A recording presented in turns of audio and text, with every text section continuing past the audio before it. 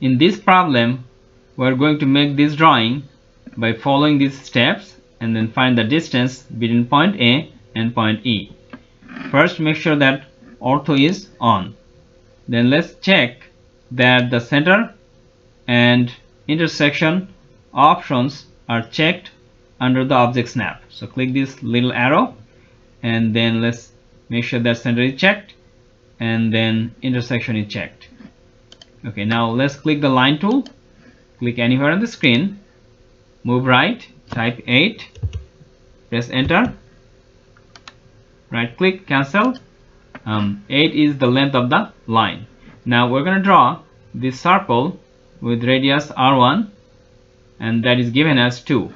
So let's go to the circle tool area and then click that little arrow, click center radius, click this endpoint of this line and type 2, press enter. Right click, click on repeat circle, click the other end of the line, and the radius of the second circle is given as 1. So type 1, press enter. Now we're going to draw a tangent line as shown here in step 3.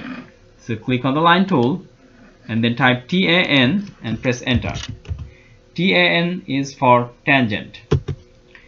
Click this circle somewhere here and then TAN again and click on the other circle in this area. Right click, cancel, and then click on the line tool again, type TAN, press enter, click this circle in this area and then type TAN again and click the second circle in this area. Right click, cancel. Now select this line and press delete to erase it from the drawing area and then type DI to get the distance between the center point of this circle and the intersection point between these two lines. Now type DI, press enter, and then look for the center point. If the center point is not visible, then you may have to move around the circumference of this circle. So I can see the center point, so click it and then click the intersection point. The distance is shown here, 5.3333.